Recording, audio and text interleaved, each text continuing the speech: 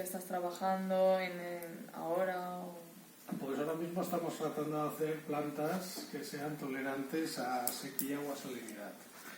Estamos probando varios cultivos, pero con el que más trabajamos es con brócoli, porque tenemos un contrato, un proyecto de investigación a medias con una empresa de semillas que es muy potente, es una empresa japonesa que sobre todo trabaja en brócoli. Y además el brócoli es un cultivo que es muy importante en el área mediterránea, porque España es el principal productor europeo. Entonces, eso es, digamos, una línea de trabajo. Y otra línea de trabajo es desarrollar productos de origen natural que ayuden a que las plantas toleren mejor la sequía o la salinidad. Pero como nosotros trabajamos en plantas transgénicas, pero sacarlas al mercado es muy complicado, estamos también investigando en cosas que sí que podemos sacar al mercado. Qué guay. Vale, vamos a empezar ya con temas de nuestro trabajo de investigación, ¿vale? Vale. Primero, queríamos que nos definieras tú el concepto de alimentación saludable. ¿Qué crees? A ver, no hay un concepto único. El concepto, digamos, la definición más estándar sería que es aquella alimentación que, digamos, que solventa todos tus requerimientos nutricionales, es decir, que tienes el suficiente aporte de vitaminas, de oligoelementos y de nutrientes, que no tienes un exceso, con lo cual no te dificulta acumular más peso de lo que se considera un normopeso, y que no te produce ningún perjuicio para la salud. Obviamente, una dieta saludable nunca será la misma para dos personas, porque no es lo mismo una persona mayor que una persona joven, no es lo mismo una persona que tiene mucha actividad física de una persona sedentaria, etc. Sí. Y actualmente, a partir de eso, está muy de moda las dietas que siguen sobre todo las nuevas generaciones siguen muchas dietas.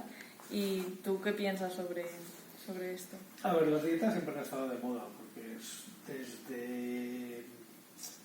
desde la revolución industrial, no, desde que ha aparecido la clase media y que en Occidente ya no se pasa hambre, el problema es que tenemos un número de calorías muy elevado a la disposición, comemos más de lo que deberíamos y muchos tenemos sobrepeso, entre los que me incluyo. Claro, eso a la larga sabes que es un problema de salud, por lo tanto la gente tiene un interés por perder peso porque por norma general o no comemos adecuadamente o comemos adecuadamente pero en más cantidad de la que es necesaria. Cuando una persona tiene un problema, pues todo el mundo le quiere vender una solución, sobre todo si gana dinero. Entonces, las dietas para perder peso yo diría que llevan ya más de 100 años estando de moda. La diferencia es que ahora hay canales que antes no había. Ahora tú puedes tener influencers que hablen de dietas, que hablen de alimentación, cuando antes lo que hacía la gente era publicar libros de dietas, pero libros de dietas hay algunos muy, muy antiguos. Vale. Nosotras creemos que no se piensa de la misma forma en cuanto a los alimentos, o sea que ahora mismo percibimos los alimentos como una manera de cambiar nuestro físico, tanto de manera positiva como negativa. Queremos saber un poco. A ver, un alimento no es algo que esté pensado para cambiar tu físico. Un alimento te tiene que dar lo que necesitas para seguir viva. Eso es lo más importante. Obviamente, si no eliges bien el alimento, pues puede cambiar tu físico engordando. O, si también te lo puede cambiar adelgazando más de lo que tocaría. Por lo tanto, yo creo que no hay que pensar en los alimentos como el impacto físico, que eso es secundario, sino un alimento te puede hacer que desarrolles una vida normal y que estés sana. Sí, y es que es eso. ¿Cuál crees que son los principales mitos alimentarios? A ver, hay muchísimos. De hecho, tengo hasta un libro que va sobre mitos alimentarios. Pensar que dieta es milagro, es decir, una dieta que te prometa perder mucho peso en poco tiempo, huye. Pensar que hay alimentos mágicos, es decir, un alimento que te supla todas las necesidades nutricionales. Solo existe la leche materna y solo funciona durante 6 meses. O sea, a partir de ahí, ni siquiera eso. Esos serían los grandes mitos. Básicamente los grandes mitos son los que son demasiado bonitos. lo que te prometen mucho con poco esfuerzo.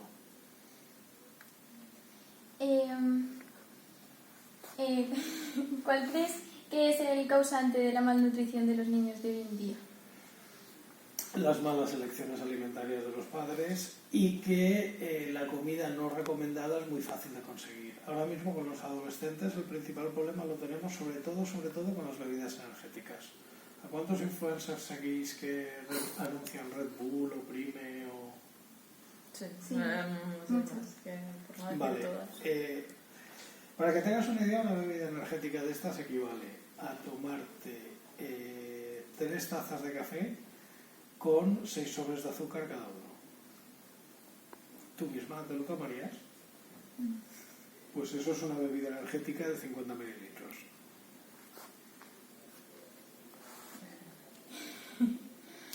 No, perdón, 500 mililitros, 50 centilitros.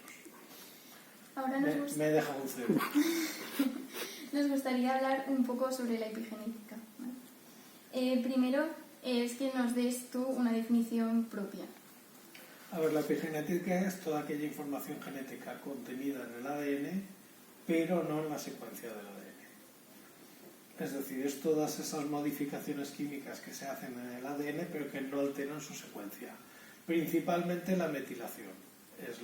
Hay algunas bases del ADN que parecen metiladas y esa regulación que puede influir en la expresión de determinados genes o en dar determinadas señales es lo que llamamos en general epigenética.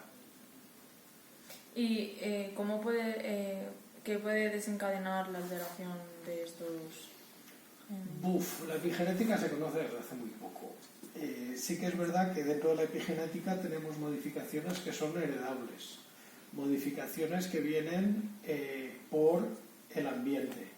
Claro, eso rompe un poco el modelo genético que tenemos, porque eso sería como el lamarckianismo.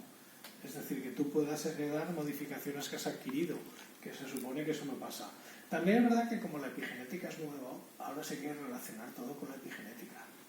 Hay que tener en cuenta que la epigenética es lo que se dice el ajuste fino. Es decir, lo importante realmente es la información que está contenida en la secuencia. Y la epigenética solo te puede hacer ir un poco mejor o un poco menos. O sea que quizás en determinados procesos sea muy importante, pero en la mayoría de procesos es algo bastante secundario. ¿Qué lo puede modificar? Pues hombre, si lees todo lo que he publicado, te diría que todo.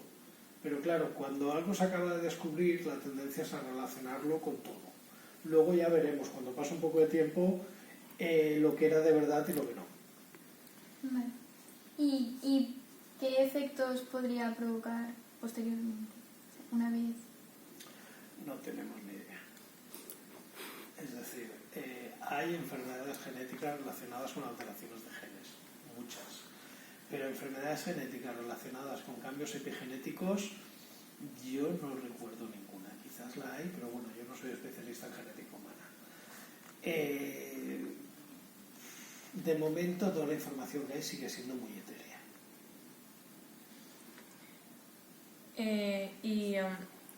¿De qué manera piensas podría influir en los TCAs? En los trastornos de conducta alimentaria no creo, porque esos tienen una base principalmente psicológica.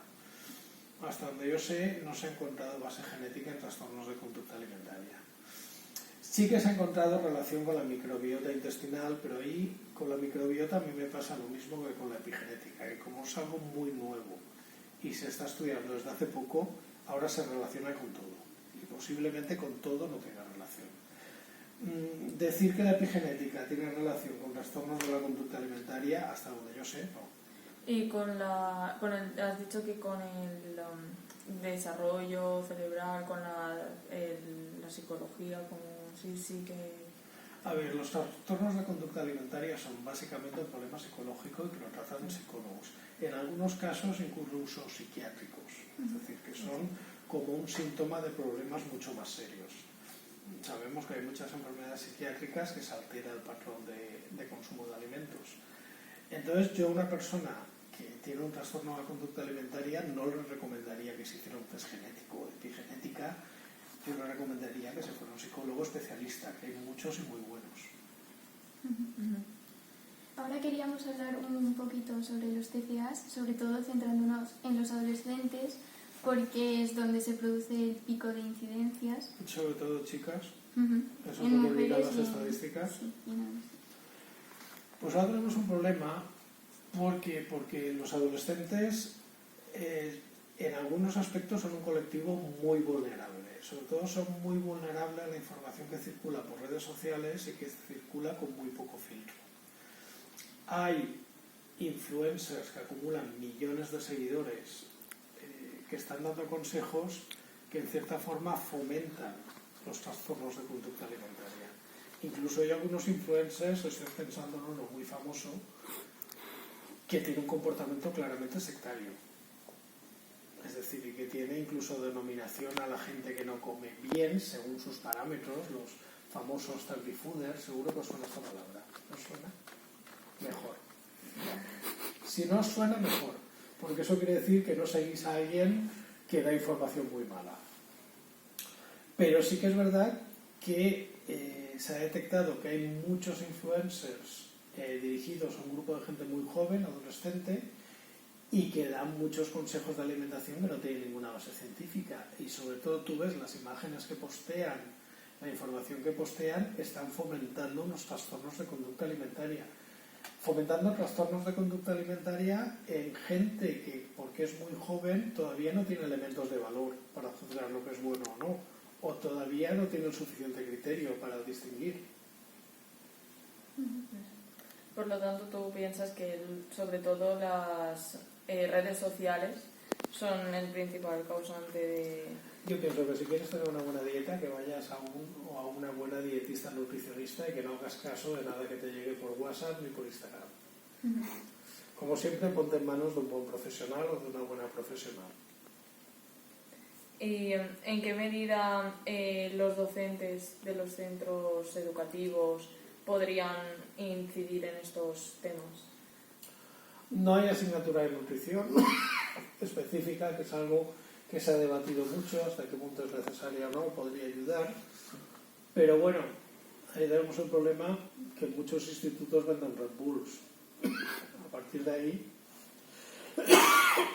perdonad, yo creo que simplemente con medidas muy fáciles en algunas comunidades autónomas ya está prohibido la venta de bebidas energéticas en los institutos. Yo creo que eso ya es un buen principio. Pues, Ya está, muchas gracias. A muchas vosotros. gracias.